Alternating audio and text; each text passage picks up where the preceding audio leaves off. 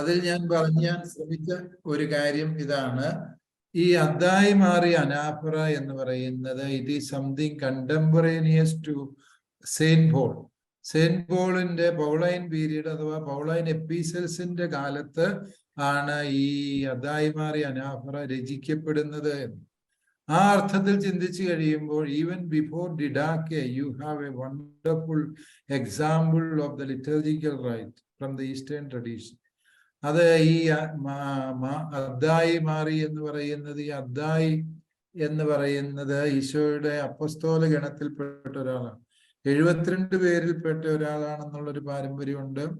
അതോടൊപ്പം തന്നെ ഈ അദ്ദായി എന്ന് പറയുന്ന തദ്ദേവൂസ് എന്ന് പറയുന്ന ശിഷ്യന്റെ മാറുപേരാണ് എന്ന മറ്റൊരു ട്രഡീഷൻ സഭയിലുണ്ട്. വാട്ട് എവർ ബി, അത്തരം ഡീറ്റെയിൽസുകളിലേക്ക് ഞാനിപ്പോൾ പോകുന്നില്ല. നമുക്ക് ഈ സെഷന്റെ അല്ല, നമ്മുടെ ഈ കോഴ്സിന്റെ 3ാം ഭാഗം സീറോ മലബാർ ലിറ്റർജിയെ കുറിച്ചുള്ള പഠനമാണ് എന്ന് നിങ്ങൾക്കറിയാം.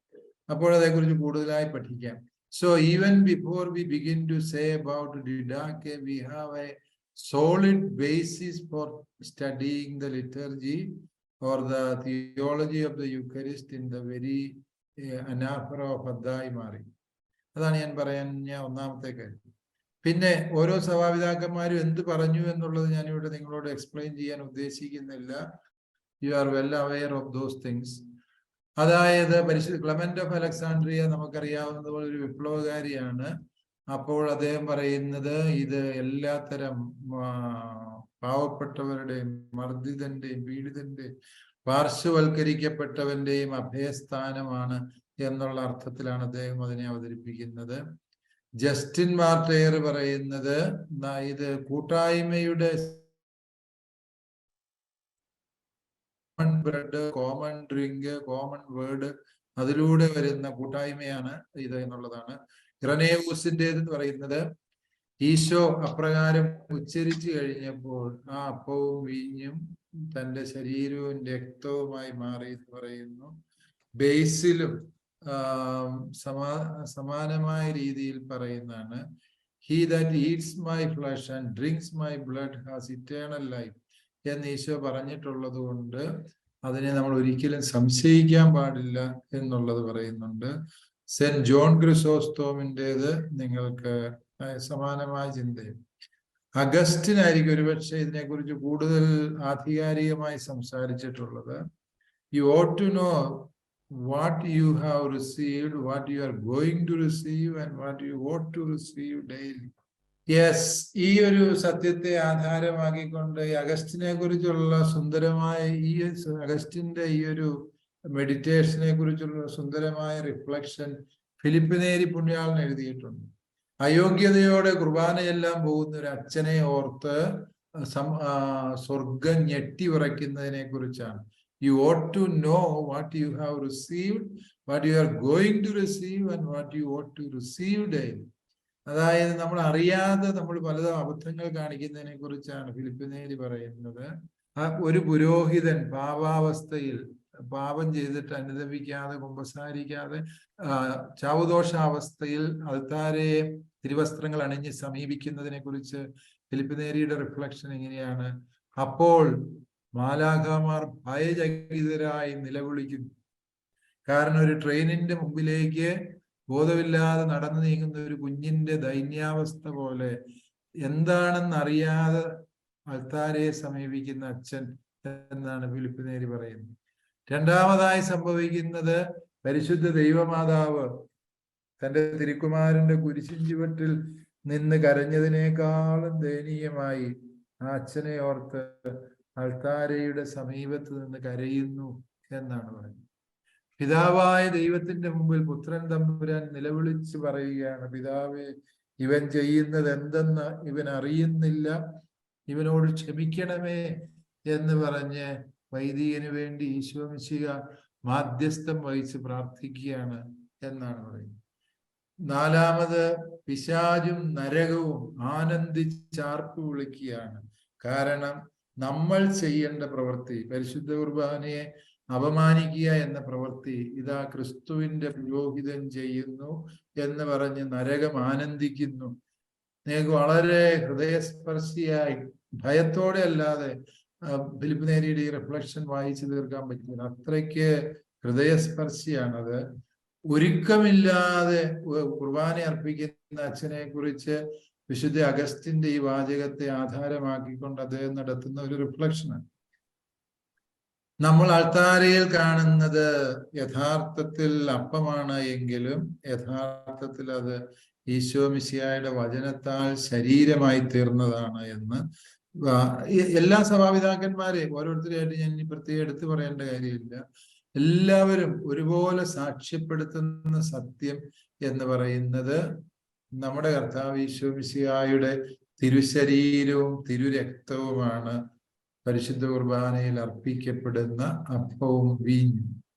ഈ ഒരു യാഥാർത്ഥ്യത്തെ അത് എങ്ങനെയാണ് എന്നുള്ളത് ദൈവശാസ്ത്രപരമായ വിശദീകരണം അവർ പറയും. അവർക്ക് ഒരേ ഒരു ദൈവശാസ്ത്രമുള്ളൂ. സഭാപിതാക്കന്മാർ പറയുന്ന ഒരേ ഒരു ദൈവശാസ്ത്രം, by the efficacy of the power of the word of God it is being transformed into body and blood of Jesus. ഇതാണ് അവരുടെ ദൈവശാസ്ത്രം എന്ന് പറയുന്നത്. സഭാപിതാക്കന്മാര് വളരെ സിമ്പിളായ ദൈവശാസ്ത്രം തന്നെയാണ് പറയുന്നത്. അത് ക്ലെമന്റ് ഓഫ് അലക്സാണ്ട്രിയയും ഈവൻ നമ്മുടെ പിതാവായ വിശുദ്ധ എഫ്രേമും ഒക്കെ പറയുന്നത് അതിനെ ഇപ്രകാരമാണ്: ഒരു ശൂന്യതയിൽ നിന്ന് ഒരു വാക്കുകൊണ്ട് സകലതും സൃഷ്ടിക്കാൻ കഴിയുന്നവന് ഇത് ചെയ്യാൻ പറ്റില്ല എന്ന് ആർക്കാണ് പറയാൻ പറ്റുക എന്നൊക്കെയുള്ള റിഫ്ലക്ഷൻസ് അവിടെയുണ്ട്. ഏതാണെങ്കിലും വത്തിക്കാൻ സെക്കൻഡ് ഇതിനെ സമ്മറൈസ് ചെയ്തുകൊണ്ട് പറയുന്നതാണ്, eucharistic sacrifice is the source and submit of the Christian life. Patristic തിയോളജിയുടെ ഒരു കൺക്ലൂഷൻ പോലെ പറയുന്നതാണ് സെക്കൻഡ് വത്തിക്കാൻ കൗൺസിൽ. സാക്രോസാന്തും കൊഞ്ചീലിയും അത് സമാനമായ രീതിയിൽ അവതരിപ്പിക്കുന്നുണ്ട്. No other person, not even a priest, may add or remove or change anything in the liturgy on his mission, on his own authority. അത് പ്രധാനപ്പെട്ടല്ല, അച്ഛന്മാർക്കുള്ള മുന്നറിയിപ്പ് കൂടിയാണ്. ഒരച്ഛനും വിശുദ്ധ കുർബാനയിൽ സ്വന്തമായി ഒന്നും കൂട്ടിച്ചേർക്കാനോ വേണ്ടെന്ന് വയ്ക്കാനോ പാടില്ല. കാരണം അത് സഭയാണ് പരിശുദ്ധ കുർബാനയുടെ കസ്റ്റോഡിയൻ. അതുപോലെ തന്നെ വൈദിക പരിശീലനത്തെ കുറിച്ചുള്ള ഡിഗ്രിയിൽ പറയുന്നത്, Eucharistic sacrifice is the centre and root of the whole life of the priest. ഇതുവരെയുള്ള പേപ്പൽ ടീച്ചിങ്സ് ഇതേക്കുറിച്ചുള്ളത് നിങ്ങൾക്കറിയാവുന്നതാണ്. മിറായി കാരിത്താത്തിസ്, ലയോ 13 പാപ്പ 1902 ഇറക്കിയത്. മെഡിയാത്തോർ ദേയി പയസ് 12ൻ്റെത്, മിസ്തേരിയം ഫിദേയി പോളാറാമൻ പാപ്പായുടേത്, Ecclesia de Eucharistia John Paul രണ്ടാമൻ്റേത്, സാക്രമെന്തും കാരിത്താത്തിസ് ബെനഡിക്റ്റ് 16 മാർപ്പാപ്പയുടെ. അങ്ങനെ സഭയില് പരിശുദ്ധ കുർബാനയെ കുറിച്ച് ഇത് മാത്രമല്ല, ഒട്ടനവധി ഉണ്ട്. ഏറ്റവും സമീപകാലത്ത് ഇറക്കിയ ചില ഡോക്യുമെന്റുകൾ പറഞ്ഞു എന്ന് മാത്രമേ ഉള്ളൂ. ദ യൂക്കറിസ്റ്റിനെ കുറിച്ച് catechism of the Catholic Church പറയുന്നത്, the words of consecration actually transform the substance of the bread and wine into the body and blood of Christ. Christ is really, truly present in the Holy Communion. നമ്മൾക്ക് ഇതിന്റെ theological പാർട്ടിലേക്ക് പ്രവേശിക്കും. Eucharist as A mystery of faith. പരിശുദ്ധ കുർബാന ഒരു രഹസ്യമാണ്. പ്രത്യേകിച്ച് east Syrian ലിറ്റർജിയിൽ നമുക്കറിയാം, നമ്മൾ കുർബാനയെ വിളിക്കുന്നത് തന്നെ റാസ എന്ന്. ഇതൊരു രഹസ്യമാണ്. കാരണം, for I received from the Lord what I also handed on to you, that the Lord Jesus on the night he was handed over took bread എന്ന് പറഞ്ഞ് പൗലോസ്ലീഹ കൊരിന്ത്യർക്ക് എഴുതുന്നതാണ് ഒരുപക്ഷെ റിട്ടൺ ആയിട്ടുള്ള ഏറ്റവും ആദ്യത്തെ യൂക്കറിസ്റ്റിക് ഇൻസ്റ്റിറ്റ്യൂഷൻ നറേറ്റീവ്. ഒരുപക്ഷെ ഇതിന്റെ ഒപ്പമോ ഇതിന് തൊട്ടു മുമ്പോ അല്ലെ ഇതിനൊപ്പമോ എഴുതപ്പെട്ടതാണ് അദ്ദായിമാറിയിൽ കാണുന്ന യൂക്കറിസ്റ്റിക് നറേറ്റീവ് എന്ന് പറയുന്നത്. ഈ യൂക്കറിസ്റ്റിക് നറേറ്റീവ് അദ്ദായിമാറിയിൽ ആദ്യം ഉണ്ടായിരുന്നോ ഇല്ലയോ എന്നുള്ളതിനെ കുറിച്ചൊരു തർക്കമുണ്ട്. ഞാൻ എൻ്റെ പുസ്തകത്തിൽ ആ വിഷയം അഡ്രസ് ചെയ്തിട്ടുണ്ട്. ഞാൻ അതിൽ എത്തിയിരിക്കുന്ന കൺക്ലൂഷൻ എന്ന് പറയുന്നത്, it was there already in the beginning and because of certain historical reasons it was left out. കൂടുതൽ കാര്യങ്ങൾ നമ്മുടെ വിഷയം അതല്ലാത്തതുകൊണ്ട് ഞാൻ അതിലേക്ക് ഇപ്പോൾ പ്രവേശിക്കുന്നുണ്ട്. ഓക്കെ, അതായത് പൗലോസ്ലീഹ ഇത് പറയുന്നത് ഒരു രഹസ്യമാണെന്ന് പറയാൻ കാരണം, പൗലോസ് കൊറിന്ത്യർക്ക് ലേഖനം എഴുതുമ്പോഴത്തേക്കും പ്രിയപ്പെട്ട അച്ഛന്മാരെ നിങ്ങൾ ചിന്തിക്കുക, it may be around 51-52 AD ആണ് കൊറിന്ത്യർക്കുള്ള ആദ്യ ലേഖനം പൗലോസ്ലീഹ എഴുതുമ്പോൾ. ആ സമയത്ത് പൗലോസ് പറയുകയാണ്, I have received it from the Lord what I also handed on to you. Received എന്നുള്ള ഇംഗ്ലീഷ് ട്രാൻസ്ലേഷൻ അത്ര കറക്റ്റ് അല്ല വാസ്തവത്തിൽ. അവിടെ ഉപയോഗിച്ചിരിക്കുന്ന പാരാദിദോമി എന്ന് പറയുന്ന ഗ്രീക്ക് വെർബാണ്. പാരാദിദോമി എന്ന് പറഞ്ഞു കഴിഞ്ഞാൽ പരമ്പരാഗതമായിട്ട് കൈമാറി കിട്ടി. വെറുതെ ഇപ്പൊ ഞാൻ ഒരാൾക്ക് ഒരു സാധനം കൊടുത്തു, അതിനെ ദിദോമി എന്ന് പറഞ്ഞാൽ മതി. പാരാദിദോമി എന്ന് പറയുമ്പോൾ അതൊരു പ്രത്യേക അർത്ഥത്തിലാണ് അത് ഉപയോഗിക്കുക. ഗ്രീക്ക് ഭാഷയിൽ അങ്ങനെ പ്രിപ്പോസിഷൻ ചേർത്തുള്ള വെർബുകൾക്ക് പ്രത്യേക ഊന്നലുകളുണ്ട് എന്ന് ആ ഭാഷ പഠിച്ചിട്ടുള്ളവർക്കറിയാം. പാരാദിദോമി എന്ന് പറഞ്ഞ വെർബ് കൂടി ഉപയോഗിക്കുമ്പോൾ വെറുതെ ഈശോ തന്നു എന്നല്ല, it had been handed over to us through so many people എന്നുള്ള അർത്ഥത്തിലാണ്. പരമ്പരാഗതമായി കൈമാറി കിട്ടിയത് ആണ് കർത്താവിൽ നിന്ന് എനിക്ക് എന്ന് പറഞ്ഞാൽ, പൗലോസ് തന്നെ AD 51 പൗലോസ് ഇത് എഴുതുമ്പോൾ പരിശുദ്ധ കുർബാന was an established tradition within the church. അതാണ് നമ്മൾ മനസ്സിലാക്കേണ്ട ദൈവശാസ്ത്രപരമായ പോയിന്റ്. അത് ഇത് ഏതെങ്കിലും കാലഘട്ടത്തിൽ ഏതെങ്കിലും മാർപ്പാപ്പമാരോ സഭാ പണ്ഡിതന്മാരോ വിശുദ്ധന്മാരോ രൂപപ്പെടുത്തിയതല്ല. When Paul was about to write the epistle to the Corinthians, it was an already established tradition. അതാണ് നമ്മൾ മനസ്സിലാക്കേണ്ട പ്രധാനപ്പെട്ട ഒരു കാര്യം. അപ്രകാരം AD 51 ആയപ്പോഴേക്കും എസ്റ്റാബ്ലിഷ് ചെയ്യപ്പെട്ട ഒരു പാരമ്പര്യം എന്ന് പറഞ്ഞാൽ, it is certain that it had started from Jesus and through Peter and the 12 apostles.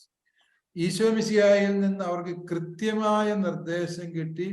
അപ്പസ്തോലന്മാർ അത് ആരംഭിച്ചു, മുടക്കമില്ലാതെ അത് അനുഷ്ഠിച്ചു എന്നുള്ളത് കൊണ്ടാണ് within 20 years after Jesus' death, Paul says it is a tradition handed over to us. എന്ന് പറയുമ്പോൾ പരിശുദ്ധ കുർബാനയുടെ പ്രാധാന്യം നമുക്ക് മനസ്സിലാക്കാവുന്നു. സഭ ഈ പരിശുദ്ധ കുർബാനയെ സ്വീകരിച്ചത് ആസ് എ സേവിംഗ് വർക്ക്. ഹെബ്രായ ലേഖനകർത്താവ് പറയുന്ന വളരെ സുന്ദരമായ ഒരു വാക്യം യൂക്കറിസ്റ്റിക് തിയോളജിക്ക് എക്സ്പ്ലെയിൻ ചെയ്യാൻ നല്ലതാണെന്നുള്ളതുകൊണ്ട് ഞാനത് ഉദ്ധരിച്ചത്. ഈശോ മിശിഹ അന്നും ഇന്നും എന്നും ഒരുവൻ തന്നെ, ഇന്നലെയും ഇന്നും എന്നേക്കും അവൻ ഒരുവൻ തന്നെയാണ്. സത്യത്തിൽ പരിശുദ്ധ കുർബാനയെ മനസ്സിൽ ധ്യാനിച്ചുകൊണ്ട് നമ്മൾ ഈ വാചകം വായിക്കുമ്പോൾ മനസ്സിലാകും, കന്യകാമറിയത്തിൽ നിന്ന് ശരീരമെടുത്തവൻ, കാൽവരിയിലെ കുരിശിൽ മരിച്ചവൻ, ഇന്നലെയുടെ ഈശോ അവനായിരുന്നെങ്കിൽ ഇന്നിന്റെ ഈശോ എന്ന് പറയുന്നത് പരിശുദ്ധ കുർബാനയാണ്. നാളെയുടെ ഈശോ എന്ന് പറയുന്ന വാനമേഘങ്ങളിൽ വരാനിരിക്കുന്നവനാണ്. See, all these 3 dimensions of Jesus are one and the same.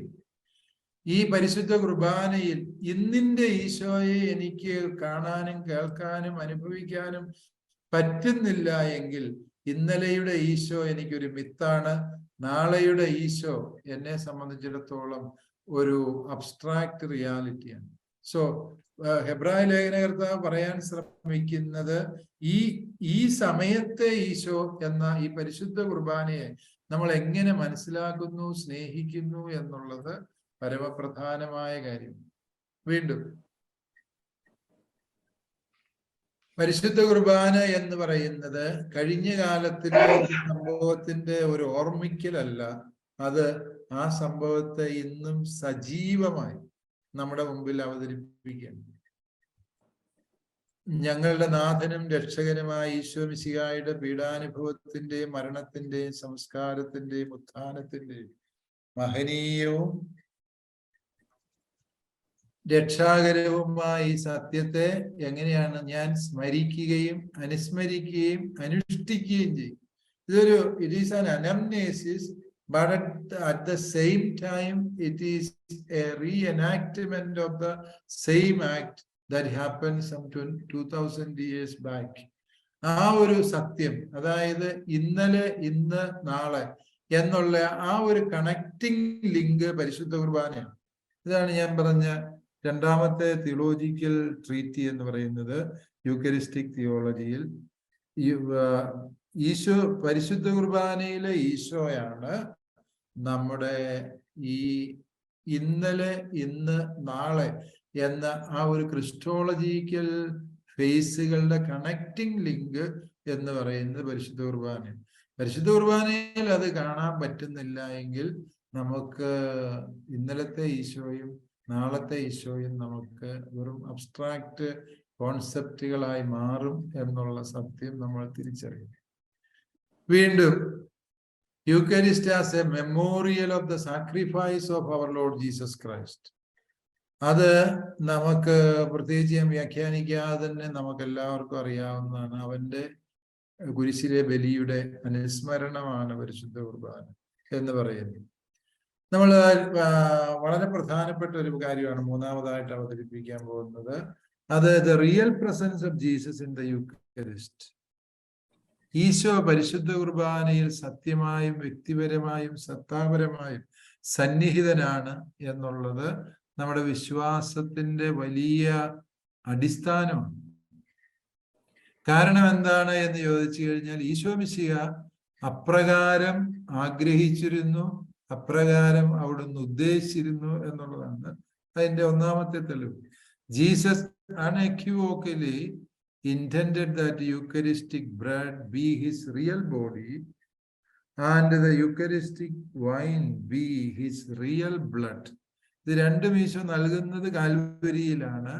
ആ കാൽവരി, അതായത് പെസഹാ തിരുനാളിൽ സംഭവിക്കുന്ന അന്ത്യത്താഴത്തിലെ ഈ ഒരു അത്ഭുതം ശരിക്കും അത് പൂർത്തീകരിക്കുന്നത് കാൽവരിയിലാണ്. സോ പരിശുദ്ധ കുർബാന എന്ന് പറയുന്നത് പെസഹാ വ്യാഴാഴ്ചത്തെ ആ ഒരു സംഭവത്തിന്റെ മാത്രം അനുസ്മരണമല്ല. That was only a sacramental anticipation of what is going to take place on the following day.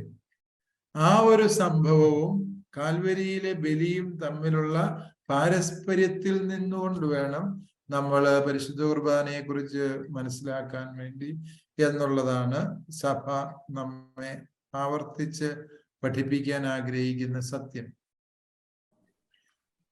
Jesus തന്നെ നമുക്ക് തരിക മാത്രമല്ല, താൻ എന്ന വ്യക്തിയെ, തൻ്റെ അതിരുകളില്ലാത്ത സ്നേഹത്തെ അവൻ നമുക്ക് തരുന്നതാണ്. പരിശുദ്ധ കുർബാനയിൽ ഈശോ തന്നെ തരുന്നു എന്ന് പറയുമ്പോൾ രണ്ട് കാര്യങ്ങൾ അതിൽ ഉൾപ്പെടുന്നുണ്ട്. ഒന്നാമതായിട്ട് ഈശോ എന്ന വ്യക്തിയെ നമുക്ക് പൂർണ്ണമായും ലഭിക്കുന്നു.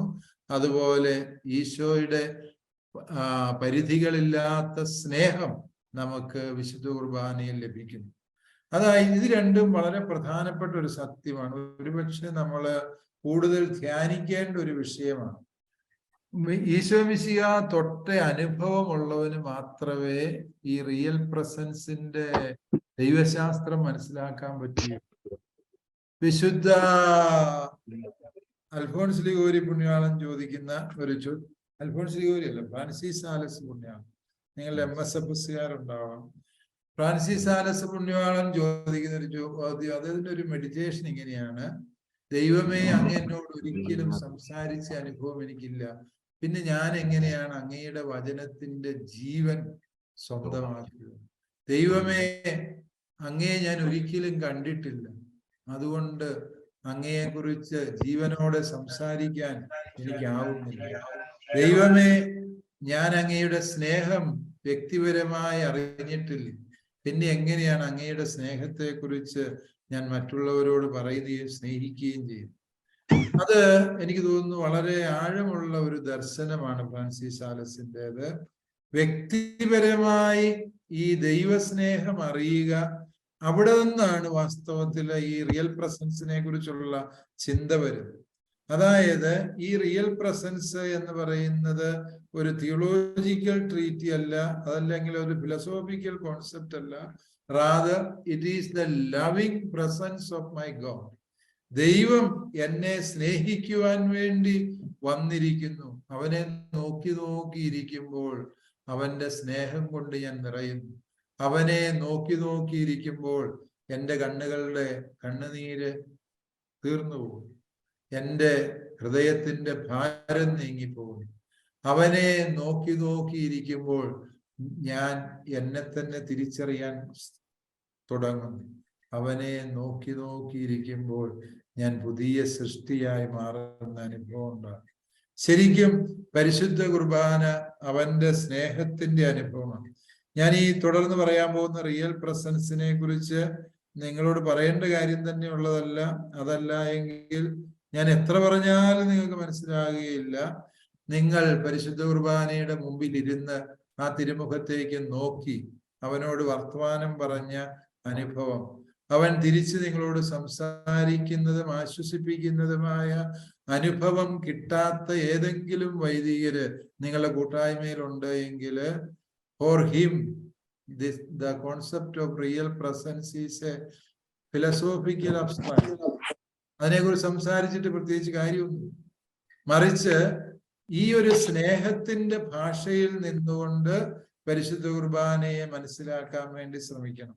അതുകൊണ്ട് റിയൽ പ്രസൻസ് എന്ന് പറയുന്ന ഈ ക്ലാസ് കേട്ടിട്ട് എന്ത് റിയൽ പ്രസൻസ്, എനിക്കൊന്നും മനസ്സിലായില്ല എന്ന് നിങ്ങൾക്ക് തോന്നാം എന്നെനിക്ക് ഭയമുണ്ട്. അങ്ങനെ തോന്നുന്നവര് നാളെ രാവിലെ പോയി പരിശുദ്ധ കുർബാനയുടെ മുമ്പിൽ ഇരിക്കാൻ നോക്കും. 10 മിനിറ്റ് കഴിയുമ്പോൾ എഴുന്നേറ്റ് പോകാൻ നമുക്ക് തോന്നും. പല ഫോൺ വന്നിരിക്കും, പല ഡിസ്റ്റർബൻസും ഡിസ്ട്രാക്ഷനും ഉണ്ടായിരിക്കും. But don't give away, don't give up your attempt, remain there. ചിലപ്പോൾ നമുക്കൊരു കോൺസെൻട്രേഷൻ ഒക്കെ കിട്ടണമെങ്കിൽ ആദ്യം തുടക്കക്കാർക്കൊക്കെ 1 മണിക്കൂർ 2 മണിക്കൂറൊക്കെ തുടർച്ചയായിരുന്നാല് സാവകാശം നമുക്ക് അതിനോടൊരു കോൺസെൻട്രേഷൻ ലഭിക്കുകയുള്ളൂ എന്നുള്ളത് പരിശുദ്ധ കുർബാനയുടെ മുമ്പിൽ ഇരുന്ന് ശീലിച്ചിട്ടുള്ള അച്ഛന്മാർക്കറിയാം. So make sure that this is never a philosophical exercise. You cannot explain away the mystery with a certain philosophical or theological jargons. Rather, here if you begin to experience the unconditional love of Jesus, then you begin to understand the mystery of Jesus Eucharist. Isho തന്നെ പെസഹ കുഞ്ഞാടായിട്ട് അവതരിപ്പിക്കുന്നു എന്ന് നിങ്ങൾക്കറിയാം. ഈ unconditional love എന്ന് പറയുന്നതിനെ ഈശോ സൂചിപ്പിക്കുന്നത് പെസഹ കുഞ്ഞാടിന്റെ ഇമേജറിയിലൂടെയാണ് എന്ന് നിങ്ങൾക്ക്. പെസഹ കുഞ്ഞാട് എന്ന് പറഞ്ഞാൽ ആ കുഞ്ഞാട് പ്രത്യേകിച്ച് ഒരു തെറ്റും ചെയ്തിട്ടില്ല. മറിച്ച് ജനത്തിന്റെ മുഴുവനും പാപവും സ്വന്തം ശരീരത്തിൽ ഏറ്റുവാങ്ങി അവൻ എല്ലാവർക്കും വേണ്ടി മരിക്കുന്ന അല്ലെങ്കിൽ കടന്നുപോകലിന് വേണ്ടിയുള്ള ദൈവത്തിന്റെ അടയാളമായി അവൻ മാറുകയാണ്. He loved so much that he desired to become the new Passover sacrifice, replacing the unblemished lamb. Yes, ഇവിടെ സഭാപിതാക്കന്മാരിൽ നിന്നുള്ള ഒരു ചിന്തയാണ് അടുത്ത ദൈവശാസ്ത്രമായിട്ട് ഇവിടെ അവതരിപ്പിച്ചിരിക്കുന്നത്. അതായത് എന്താണ് ഈ റിയൽ പ്രസൻസിൽ സംഭവിക്കുന്നത് എന്ന് ചോദിച്ചാൽ 2 തരം കൊളാപ്സസ് അല്ലെങ്കിൽ 2 തരം എൻഡിങ്ങുകള്, സമയത്തിന്റെ 2 തരം എൻഡിങ്ങുകൾ കാണും. ഒന്ന്, the priest collapses the time from his present moment to the time of Jesus' last supper, bringing the bread and wine that Jesus gives his apostles into the present moment. അതായത് പെസഹ തിരുനാളിന്റെ അന്ന് ഈശോ അർപ്പിച്ച അന്ത്യത്താഴത്തിലെ ബലിയെ ഈ അൾത്താരയോളം സന്നിഹിതമാക്കുന്ന പ്രവൃത്തി പുരോഹിതന്റെ കർമ്മത്തിലൂടെ സംഭവിക്കുന്നു. അതോടൊപ്പം തന്നെ സംഭവിക്കുന്ന എന്താന്ന് ചോദിച്ചാൽ, the bread and wine that Jesus offers his apostles is not simply the bread and wine, because Jesus has collapsed the time between his Eucharistic Last Supper and his future body and the blood on the cross at the very moment of his words of institution.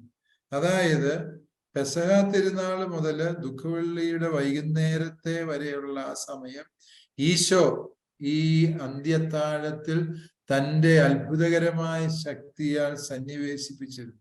അതുകൊണ്ട് പെസഹ തിരുനാൾ മുതൽ അൾത്താര വരെയുമുള്ള ആ ഒരു സമയത്തെ പുരോഹിതൻ സന്നിഹിതനാക്കുമ്പോൾ ശരിക്കും ഇവിടെ ഇതാ ഈശോ മിശിഹായുടെ പെസഹായും കുരിശുമരണവും ഒരുപോലെ സന്നിഹിതമാകുന്ന സാഹചര്യമാണ് സംജാതമാകുന്നത്.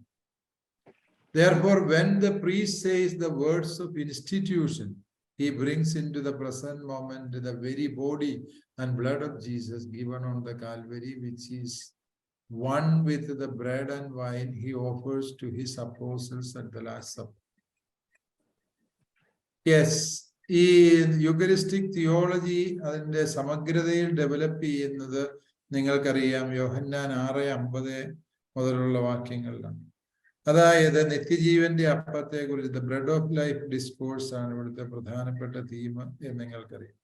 ഈ ബ്രെഡ് ഓഫ് ലൈഫ് ഡിസ്കോഴ്സിന്റെ പശ്ചാത്തലം യോഹന്നാന്റെ സുവിശേഷത്തിൽ ഹിഡൻ മന്ന എന്നുള്ള കോൺസെപ്റ്റാണ്. അതായത് നിങ്ങൾക്കറിയാവുന്ന ഈ ഹിഡൻ മന്ന കോൺസെപ്റ്റ് നിങ്ങൾ ഒരുപക്ഷെ ദൈവശാസ്ത്ര ക്ലാസ്സുകളിൽ പഠിച്ചിട്ടുള്ളത്. എന്താണ് ഹിഡൻ മന്ന എന്ന് ചോദിച്ചാല്, ഈ പരിശുദ്ധ കുർബാന ആണല്ലോ ഈ മന്നായിട്ട് നമ്മൾ യോഹന്നാന്റെ സുവിശേഷത്തിലേക്ക് കൊണ്ടുവരുന്നത്. ഹിഡൻ മന്ന എന്ന് പറഞ്ഞാല് നബുക്കദ്നാസറിന്റെ നേതൃത്വത്തിൽ ജെറുസലേം ദേവാലയം തകർക്കപ്പെടുകയും അവിടെ നിന്ന് സർവ്വതും ബാബിലോണിയയിലേക്ക് കടത്തിക്കൊണ്ടുപോവുകയും ചെയ്യുന്ന അസീറിയൻ ആധിപത്യത്തിന്റെ കാലത്ത് സംഭവിക്കുന്ന പ്രശ്നമാണ്. അതായത് വാഗ്ദാന പേടകം പുരോഹിതന്മാർ തുറന്നു. ഈ വാഗ്ദാന പേടകത്തിൽ നിന്ന് എടുക്കാൻ പറ്റുന്ന 3 സത്യങ്ങളാണ് അവിടെ ഉള്ളത് എന്ന് നിങ്ങൾക്കറിയാം. മന്ന, അതുപോലെ തന്നെ കൽഫലകങ്ങൾ അവർക്ക് എടുത്ത് സൂക്ഷിച്ചു വെക്കാവുന്നതാണ്. മന്ന നിരന്തരം കേടായി പോകുന്ന ഒരു സാധനമാണ്. അതുപോലെ തന്നെ അഹ്റോന്റെ തളിർത്ത വടി അവർക്ക് സൂക്ഷിക്കാം. അവർക്ക് സൂക്ഷിച്ചു വെക്കാൻ പറ്റാത്ത 2 വിശുദ്ധ സത്യങ്ങളുണ്ട്. ഈ മ്ലേച്ഛന്മാരായ അസീറിയക്കാരുടെ കയ്യിൽ പെട്ടുപോകാതിരിക്കണമെന്ന് അവർ ആഗ്രഹിക്കുന്നു. അതിൽ ഒന്നാമത്തെ കാര്യം എന്ന് പറയുന്നത് ബലിപീഠത്തിലെ അഗ്നിയാണ്. ജെറുസലേം ദേവാലയത്തിൽ തീ കത്തിക്കുന്നത് ഒരിക്കലും തീപ്പെട്ടി ഉരച്ചോ അതല്ലെങ്കിൽ ലൈറ്റർ ഉരച്ചോ അല്ല, മറിച്ച് ജെറുസലേം ദേവാലയത്തിന്റെ അഗ്നി അത് സ്വർഗത്തിൽ നിന്ന് ഇറങ്ങി വന്ന അഗ്നിയാണ്. സോളമൻ ദേവാലയം കൂദാശ ചെയ്തപ്പോൾ സ്വർഗം തുറന്ന് ബലിപീഠത്തിലേക്ക് അഗ്നി ഇറങ്ങി വന്നു. ആ അഗ്നി കെടാതെ സൂക്ഷിക്കുക എന്നുള്ളത് പുരോഹിതന്മാരുടെ ഉത്തരവാദിത്വമാണ്. ആ അഗ്നി കെട്ടുപോയാൽ പിന്നെ ബലിയർപ്പണം നടക്കുകയല്ല. അതാണ് നമ്മുടെയൊക്കെ യഹൂദ പാരമ്പര്യത്തിൽ നിന്ന് വന്നതുകൊണ്ടാണ് പള്ളികളിൽ നമ്മൾ കെടാവിളക്ക് ഒരിക്കലും കെടാതെ സൂക്ഷിക്കുക. അത് പുരോഹിതന്റെ ഉത്തരവാദിത്വമാണ്. ബലിപീഠത്തിലെ അഗ്നി കെടാതെ സൂക്ഷിക്കുക. അതുകൊണ്ടാണ് മലാക്കി പ്രവാചകനെ നമ്മൾ വായിക്കുന്ന, പുരോഹിത നിനക്കെതിരാണ് എൻ്റെ വിധി, എൻ്റെ ബലിപീഠം ചാരം മൂടിക്കിടക്കും എന്ന് പറഞ്ഞാൽ അവിടെ അഗ്നിയില്ല എന്ന് പറയുമ്പോൾ അത് പുരോഹിതന്റെ ഉദാസീനതയെ സൂചിപ്പിക്കും. അപ്പോൾ ഒന്ന്, ഈ ബലിപീഠത്തിലെ അഗ്നി എങ്ങനെ സൂക്ഷിക്കും ഈ പടയാളികൾ വന്ന് നശിപ്പിച്ച് കളയാറ്. 2, മന്ന എങ്ങനെ സൂക്ഷിക്കും. ജെറമിയ പ്രവാചകൻ ഇതിനൊരു ഉത്തരം പറയും. ഈ മന്ന ജെറമിയ പ്രവാചകൻ എടുത്ത് കരങ്ങളിൽ സംഭവിച്ചപ്പോൾ അത് അന്തരീക്ഷത്തിലേക്ക് ഉയർന്നു പോയി. പിന്നെ ആ മന്ന ആരും കണ്ടില്ല. അതാണ് ഈ ഹിഡൻ മന്ന എന്ന് പറയുന്നത്. യഹൂദർ വിശ്വസിച്ചു മിശിഹ വരുമ്പോൾ ഈ മന്ന തിരികെ വരും എന്ന് യഹൂദരുടെ ഒരു വിശ്വാസം. അതൊരു താൽമൂദിക് ഫെയ്ത്താണ്. ആ ഫെയ്ത്ത് യഹൂദരുടെ ഇടയിൽ വളരെ പ്രബലമായ ഒരു ഫെയ്ത്താണ്. മിശിഹ വരുമ്പോൾ മുകളിലേക്ക് പോയ മന്ന തിരികെ താഴെ വരും. മിശിഹ വന്നത് മിശിഹയാണ് എന്ന് ഉള്ളതിന്റെ തെളിവായിട്ട് അവർ കരുതുന്ന അതാണ്. രണ്ടാമത്തേത് ഈ അഗ്നിയാണ്. അഗ്നിയെ കൊണ്ടുപോയിട്ട് അദ്ദേഹം ഒരു കിണറ്റിൻ കരയിൽ ഒളിപ്പിച്ചു വെച്ചു എന്ന് മക്കബായരുടെ പുസ്തകത്തിൽ നമ്മൾ വായിക്കുന്നു. ഈ കിണറ്റിൻ കരയിൽ ഒളിപ്പിച്ചു വെച്ച അഗ്നി യൂദാസ് മക്കബേയൂസ് ഈ അഗ്നി എടുത്തുകൊണ്ടുവന്ന് ബലിപീഠത്തിലേക്ക് ഒഴിക്കുമ്പോൾ വീണ്ടും തീ കത്തി എന്ന് പറയും. ഒരുപക്ഷെ വല്ല ഗന്ധകം പോലത്തെ സാധനം കൊണ്ടായിരിക്കാം അവരെ അഗ്നി സൂക്ഷിച്ചത് എന്ന് വിചാരിക്കേണ്ടി വരും. എന്താണ്, ബൈബിൾ പണ്ഡിതന്മാർ അതിനെക്കുറിച്ച് വ്യത്യസ്ത അഭിപ്രായമുള്ളവരാണ്. ഏതാണെങ്കിലും ഇവിടെ എനിക്ക് നിങ്ങളോട് പറയാനുള്ളത് ഈ ഹിഡൻ മന്ന എന്ന ആശയത്തെ കുറിച്ച്. ഈ ഹിഡൻ മന്ന ക്രിസ്തു വരുമ്പോൾ അവന്റെ കൂടെ വരാൻ പോകുന്ന ഒരു സത്യമാണ് ഈ ഹിഡൻ മന്ന എന്ന് യഹൂദർ വിശ്വസിച്ചിരുന്നു. മിശിഹ വരുമ്പോൾ അവന്റെ വരവിന്റെ ആധികാരികതയെ സാധൂകരിക്കുന്ന സത്യമാണ് ഈ മന്ന. അത് മനസ്സിൽ വെച്ചുകൊണ്ടാണ് ഈശോ പറഞ്ഞത്, സ്വർഗത്തിൽ നിന്ന് ഇറങ്ങി വന്ന മന്ന ഞാനാണ്. നിങ്ങളുടെ പിതാക്കന്മാർ മരുഭൂമിയിൽ മന്ന ഭക്ഷിച്ചു, എങ്കിലും അവർ മരിച്ചു. എന്നാൽ ഞാൻ നൽകുന്ന മന്ന ഭക്ഷിക്കുന്നവൻ ഒരിക്കലും മരിക്കുകയില്ല എന്ന് പറഞ്ഞ് ഈശോ ഈ സ്വർഗത്തിൽ നിന്ന് ഇറങ്ങി വരുന്ന മന്നായെ കുറിച്ചുള്ള തന്റെ പ്രബോധനം, അവിടെ 3 സത്യങ്ങൾ ഈശോ അവതരിപ്പിക്കുന്നുണ്ട്. He is the bread that comes down from heaven. The bread that I shall give you for the life of the world is my flesh. ലോകത്തിന്റെ ജീവന് വേണ്ടി ഞാൻ നൽകുന്ന അപ്പം എന്റെ ശരീരമാണ്. 3-ാമത്തെ സത്യം എന്താണ്? Jesus' flesh will give eternal life. Therefore, Jesus incarnate, Jesus is, that means one who is incarnated in the flesh, is the bread of heaven which will give life for the world. And this life is eternal life. ഇതിനെക്കുറിച്ച് ഈ നമുക്കറിയാവുന്ന പോലെ ഈ പ്രൊട്ടസ്റ്റന്റുകാര്, evangelical ഗ്രൂപ്പുകളെല്ലാം എപ്പോഴും എതിർക്കുന്ന ഒരു സത്യമാണ് ഈ പറയുന്ന യോഹന്നാന്റെ 6-ാം അധ്യായം. 6-ാം അധ്യായം സാധാരണഗതി ബാക്കി എല്ലാ കാര്യത്തിലും അവര് ലിറ്ററലായിട്ട് ബൈബിൾ വ്യാഖ്യാനിക്കുന്നവരാണ് എന്ന് നിങ്ങൾക്കറിയാം. എന്നാല് ഈ യോഹന്നാന്റെ 6-ാം അധ്യായത്തിൽ എത്തുമ്പോൾ അങ്ങനെ ലിറ്ററലായിട്ട് അവർ വ്യാഖ്യാനിക്കുകയാണ്. പകരം അവർ ചെയ്യുന്നത് എന്താന്ന് ചോദിച്ചു കഴിഞ്ഞാല് അവര് എല്ലാം വളരെ ഗോപ്യമായി അവരത് യോഹന്നാന്റെ 6-ാം അധ്യായം സാധാരണഗതിയിൽ അവർ വായിക്കുകയാണ്. ഞാൻ ലുവൈനി പഠിക്കുന്ന കാലത്ത് ഹാരിസൺ പള്ളിയിൽ, ന്യൂജേഴ്സിയിലെ ഒരു പള്ളിയാണ് ഹാരിസൺ. ഇപ്പൊ ആ പള്ളി ഉണ്ടോ എന്ന് എനിക്കറിയത്തില്ല. കടുകപ്പള്ളി വെച്ചിനൊക്കെ അതിന്റെ അടുത്ത് പള്ളി പണിതോടെ അവർ ആ പള്ളി അടച്ചെന്നാണ് കേട്ടത്. ഏതാണെങ്കിലും ശരി, ഈ പള്ളിയിൽ വരുന്ന കാലത്ത് അവിടെ അടുത്തൊരു പ്രൊട്ടസ്റ്റന്റ് പള്ളിയുണ്ട്. അവിടുത്തെ പാസ്റ്ററും ഞാനും നല്ല സുഹൃത്തുക്കളാണ്. ഞങ്ങൾ നടക്കാൻ പോകുന്നതാണ് വൈകുന്നേരം ഒന്നിച്ച്. ഈ പാസ്റ്റർ ഇങ്ങനെ അവിടുത്തെ ലോക്കൽ ചാനലുകളിലൂടെ സംസാരിക്കുന്നതാണ്. അങ്ങനെ സംസാരിക്കുന്ന ഈ പാസ്റ്റർ ഇങ്ങനെ യോഹന്നാന്റെ സുവിശേഷമാണ് വ്യാഖ്യാനിക്കുന്നത്. ഞാനും ഡോക്ടറേറ്റിന് യോഹന്നാന്റെ സുവിശേഷം പഠിച്ചത് കൊണ്ട് ഇയാൾക്ക് എന്നോട് വളരെ താല്പര്യമാണ്. ഞങ്ങൾ യോഹന്നാന്റെ സുവിശേഷമാണ് ചർച്ച ചെയ്തത്. അപ്പോൾ പാസ്റ്ററിന്റെ ഓരോ ദിവസത്തെയും പ്രസംഗങ്ങൾ കേട്ടിട്ട് ഞാൻ പറയും സൂപ്പറായിരുന്നു, ഗംഭീരമായിരുന്നു. ഒരു 5-ാം അധ്യായം വ്യാഖ്യാനിച്ചു കഴിഞ്ഞപ്പോൾ ഞാൻ ഒരു ദിവസം ഈ പാസ്റ്ററോട് പറഞ്ഞു, റിച്ചാർഡ് എന്നാണ് അദ്ദേഹത്തിന്റെ, Richard, I am eagerly looking forward to see what you preach on John chapter 6. ഉടനെ റിച്ചാർഡ് എന്നോട് പറഞ്ഞു, oh Joseph, don't wait for it.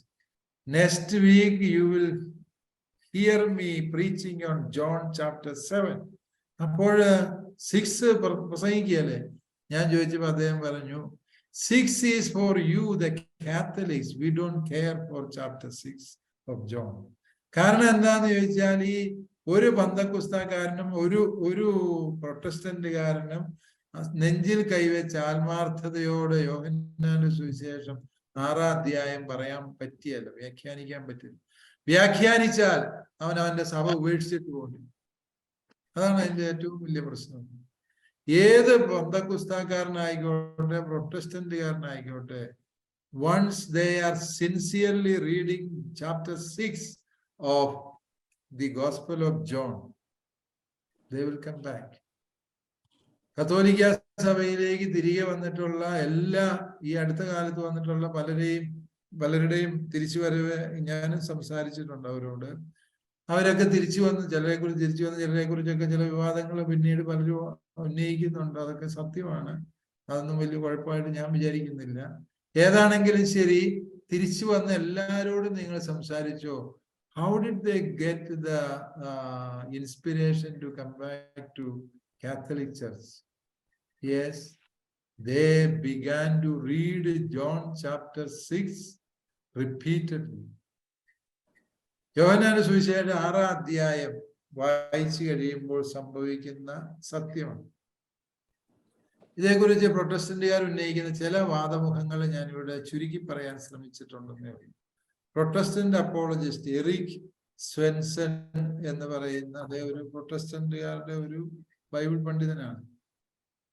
Blunt the connection between John chapter 6 and the words of consecration at the Last Supper by pointing out that sarx is used. Sarx എന്ന് പറഞ്ഞാൽ flush, വചനം മാംസമായി എന്ന് പറയുമ്പോൾ ഉപയോഗിക്കുന്ന സാർക്സ് എന്നാണ്. വചനം മാംസമായി നമ്മുടെ ഇടയിൽ വസിച്ചു. ബട്ട് സോമ is used in the last supper. ഇത് എൻ്റെ ശരീരമാകുന്നു എന്ന് ഈശോ പറയുമ്പോൾ സോമ 3 എൻ്റെ ശരീരമാകുന്നു എന്നാണ് ഈശോ പറയുന്നത്. അതേസമയം ഇവിടെ യോഹന്നാൻ സുവിശേഷത്തിൽ സാർക്സ് എന്നാണ് പറയുന്നത്. ഈ സാർക്സ് യഥാർത്ഥത്തിൽ ഈശോയുടെ, അതുകൊണ്ട് ഇൻസ്റ്റിറ്റ്യൂഷൻ നറേറ്റീവിൽ പറയുന്ന ശരീരവും യോഹന്നാൻ 6 പറയുന്ന ശരീരവും രണ്ടും രണ്ടാണ് എന്നാണ് ഈ മഹാന്റെ അഭിപ്രായം. പക്ഷേ നിങ്ങൾക്കറിയാം, ഈ സാർസും സോമായും ഇന്റർചേഞ്ചബിൾ ആയിട്ട് ന്യൂ ടെസ്റ്റമെന്റിൽ ഉപയോഗിക്കുന്നുണ്ട്. അതിനെ തമ്മിൽ അങ്ങനെ ഡിസ്റ്റിങ്വിഷ് ചെയ്യാൻ പറ്റില്ല. പക്ഷെ അതിനേക്കാളും സോളിഡ് ആയിട്ടൊരു വാക്കാണ് ഞാൻ നേരത്തെ നിങ്ങളോട് പറഞ്ഞത്. യോഹന്നാൻ 1:14 വചനം മാംസമായി നമ്മുടെ ഇടയിൽ വസിച്ചു എന്ന് പറയുമ്പോൾ മനുഷ്യാവതാരം ചെയ്ത ഈശോയുടെ വ്യക്തിത്വത്തിന്റെ പൂർണ്ണതയെ സൂചിപ്പിക്കാൻ ഉപയോഗിക്കുന്ന വാക്കാണ് സാർസ് എന്ന് പറയുന്നത്. അതുകൊണ്ട് ശരീരം എന്ന് പറയുന്നതിനേക്കാളും കുറെ കൂടി യോഹന്നാന്റെ സുവിശേഷത്തിൽ അർത്ഥസാന്ദ്രതയുള്ള പദം സാർസ് ആണ്. അതുകൊണ്ട് ഇത് രണ്ടും ഗ്രീക്ക് പദങ്ങളായതുകൊണ്ടാണ്. നിങ്ങൾക്ക് ഗ്രീക്ക് ഒട്ടും അറിയാൻ മേലാത്ത ആരെങ്കിലും ഉണ്ടെങ്കിൽ ഞാൻ ഈ പറയുന്നത് അവർക്ക് മനസ്സിലാകണമെന്നേ ഇല്ല. Don't worry. രണ്ടാമത് അവർ ഉന്നയിക്കുന്നത് ഈ യൂതന്മാർ ചോദിക്കുന്ന ചോദ്യം, ഒരു മനുഷ്യന്റെ ശരീരം തിന്നുക, രക്തം കുടിക്കുക, ഇങ്ങനെയുള്ള കനിബാളിസം എന്തുകൊണ്ടാണ് ഈ കത്തോലിക്കാ സഭ പഠിപ്പിക്കുന്നത്? How would it be possible for someone to eat his body and drink his blood? What nonsense! എന്ന് സ്വാഭാവികമായിട്ടും തോന്നാറുള്ള ഒരു സംശയമാണ്. ഇതിന് കത്തോലിക്കാ സഭ നൽകുന്ന ഉത്തരം എന്ത് എന്ന് ചോദിച്ചാൽ, Eucharist is truly the substance of Christ's body and blood with his soul and divinity, his whole self. However, the flesh the Jews were invited to eat was not Jesus' mortal flesh. ഈശോയുടെ മൃതശരീരം തിന്നാനല്ല അവരെ വിളിക്കുന്നത്. That was gone before them, certainly not his corpse, cannibalism only, but his glorified flesh. In the Blessed Eucharist, we literally eat the flesh of Jesus, but we do not eat it sensibly because we feast on the substance of Jesus' glorified body. With our senses, we taste and touch the accidents of the bread and wine, a mystery which requires faith, not human rationalization. നിങ്ങൾക്ക് പുതിയ കാര്യം അല്ലാത്തതുകൊണ്ട് ഞാനത് കൂടുതൽ വിശദീകരിക്കാൻ ശ്രമിക്കുന്നില്ല. ഈശോ പരിശുദ്ധ കന്യകാമറിയത്തിൽ നിന്ന് ശരീരമെടുത്ത് കാൽവരിയിലെ കുരിശിൽ മരിച്ച ഈശോ എന്ന വ്യക്തിയെ, അവന്റെ ശരീരരക്തങ്ങളെ, ആത്മാവും സത്തയും ചേർന്ന പൂർണ്ണ വ്യക്തിത്വത്തെ തന്നെയാണ് പരിശുദ്ധ കുർബാനയിൽ നമ്മൾ സ്വീകരിക്കുന്നത്. പക്ഷേ ആ ശരീരം എന്ന് പറയുന്നത് കന്യകാമറിയത്തിൽ നിന്ന് ഈശോ സ്വീകരിച്ച ആ ശരീരമോ കാൽവരിയിലെ കുരിശിൽ യൂതന്മാർ പിച്ചി ചീന്തിയ ശരീരമോ അല്ല പരിശുദ്ധ കുർബാന എന്നത്. മറിച്ച് that is the glorified body of Jesus. അത് അല്ല എന്ന് പറഞ്ഞാലും പൂർണ്ണമായും ശരിയല്ല. കാരണം എന്താണ്? ഈ പിച്ചി ചീന്തപ്പെട്ട കുരിശിലെ ശരീരം തന്നെയാണ് glorified. There is perfect continuity between the crucified and the glorified one. But at the same time, there is a radical discontinuity also. ആ ഒരു വ്യത്യാസം, പെർഫെക്റ്റ് കണ്ടിന്യൂവിറ്റി ആൻഡ് റാഡിക്കൽ ഡിസ്കണ്ടിന്യൂവിറ്റി എന്നുള്ള ആ ഒരു സത്യം പ്രിയപ്പെട്ടവരെ നമ്മൾ ഗൗരവമായിട്ട് എടുക്കേണ്ടതുണ്ട് എന്നാണ് എനിക്ക് തോന്നുന്നത്. മറ്റൊരു ഒബ്ജക്ഷൻ യോഹന്നാൻ 6 കുറിച്ച് പറയുന്നത്, if one insists that John 6 is a reference to the Eucharist, then the inescapable conclusion according to this passage is that anyone who does not partake of the Eucharist does not have eternal life. അതായത് ഈശോട് പറയുന്നുണ്ട്, അസന്നിഗ്ധമായി പറയുന്നുണ്ട്, എൻ്റെ ശരീരം ഭക്ഷിക്കുകയോ രക്തം പാനം ചെയ്യുകയോ ചെയ്യുന്നില്ല എങ്കിൽ നിങ്ങൾക്ക് നിത്യജീവൻ ഉണ്ടാവില്ല എന്ന് ഈശോ പറയുന്നു. അപ്പോൾ ഈ പ്രൊട്ടസ്റ്റന്റുകാർ ചോദിക്കുന്നത്, അപ്പൊ പരിശുദ്ധ കുർബാന ആരെങ്കിലും സ്വീകരിച്ചില്ലേ അവൻ നരകത്തിൽ പോകുന്നതാണോ നിങ്ങൾ പഠിപ്പിക്കുന്നത്? അതേക്കുറിച്ചുള്ള എന്താണ് അഭിപ്രായം? ഇതിന് കാത്തലിക്സിന്റെ മറുപടി എന്താണെന്ന് നമുക്കറിയാം. നിങ്ങൾ പലവട്ടം പറഞ്ഞു കൊടുത്തിട്ടുള്ള മറുപടിയാണ്. കത്തോലിക്കൽ പറയുന്ന മറുപടി എന്താണ്? പരിശുദ്ധ കുർബാന ജീവന്റെ ഔഷധമാണ് എന്നറിഞ്ഞ ശേഷവും എൻ്റെ നിത്യരക്ഷയ്ക്ക് പരിശുദ്ധ കുർബാന ആവശ്യമാണ് എന്ന ബോധ്യം ലഭിച്ച ശേഷവും ഒരു വ്യക്തി ബോധപൂർവം പരിശുദ്ധ കുർബാന സ്വീകരിക്കാൻ കിട്ടുന്ന അവസരങ്ങൾ പോലും ധിക്കാരപൂർവ്വം നഷ്ടപ്പെടുത്തുകയും ചെയ്താലാണ് ഈശോ പറഞ്ഞ ഈ ശിക്ഷാവിധി അവനുള്ളത്. അല്ലാതെ ഒരാൾ പരിശുദ്ധ കുർബാന സ്വീകരിച്ചില്ല എന്ന ഒറ്റ കാരണത്താൽ നരകത്തിൽ പോകും എന്നല്ല സഭ പഠിപ്പിക്കുന്നത് എന്ന് നമ്മൾക്ക് മനസ്സിലാക്കാൻ പറ്റും.